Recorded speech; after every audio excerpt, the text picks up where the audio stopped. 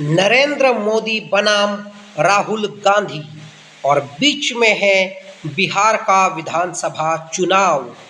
अब राहुल गांधी यदि बिहार में जीतने में सफल रहते हैं, कांग्रेस पार्टी को विस्तारित करने में सफल रहते हैं और तेजस्वी यादव को मुख्यमंत्री के तख्त तक पहुंचाने में बिहार की कांग्रेस और राहुल गांधी सफल होते हैं, तो नरेंद्र मोदी जी के ऊपर राहुल गांधी जी की ये एक बहुत बड़ी जीत मानी जाएगी। लेकिन क्या ये इतना आसान है? लेकिन क्या ये संभव है?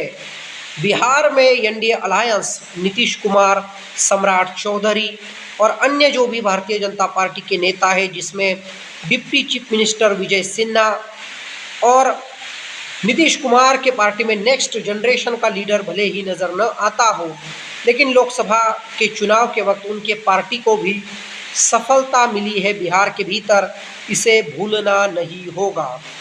चिराग पासवान का क्या है, वो तो नरेंद्र मोदी जी के हनुमान ही स्वयं को कहते हैं। मोदी जी बुलाएंगे तो चले आएंगे, मोदी जी कहेंगे साथ में रहो तो साथ भी रहेंगे।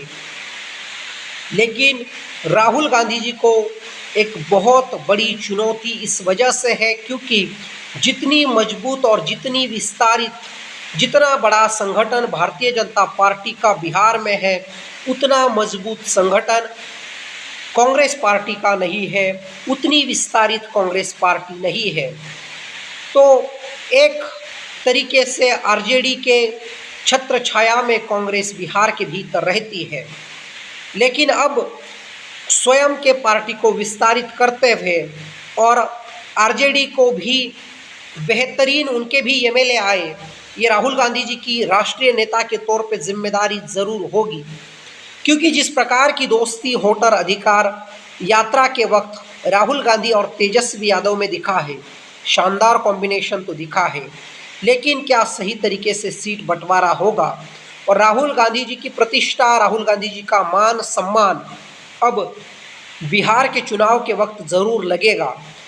यदि राहुल गांधी बिहार में घूम रहे हैं, घूमे हैं और आने वाले समय में भी प्रचार करेंगे और तब भी कांग्रेस हार जाती है, तो राहुल गांधी जहां जाते हैं वहां कांग्रेस की हार होती है।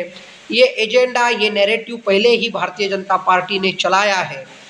वो जोर शोर से फिर नैरेटिव चलाएंगे कि राहुल गांधी कांग्रेस के हार का सिंबल है, राहुल गांधी नरेंद्र मोदी जी को चुनौती देने के लायक नहीं है, नरेंद्र मोदी एकमात्र नेता है जिनका कोई विकल्प राष्ट्र में नहीं है। ये नैरेटिव बिहार में यदि कांग्रेस और उनका गठबंधन हार जाता है तो ये नैरेटिव बहुत जोर शोर से चलाया जाएगा। राहुल गांधी जी की जो पप्पू की छवि थी, अब उस छवि से तो राहुल गांधी निकल गए, लेकिन Bharatiya Janata party fake narrative के तहत राहुल गांधी जी के नेतृत्व को छोटा करने का पूरा प्रयास करेगी। इसीलिए राहुल गांधी जी के लिए बिहार करो या मरो के स्थिति में तो मैं नहीं कहूँगा, लेकिन एक अहम है।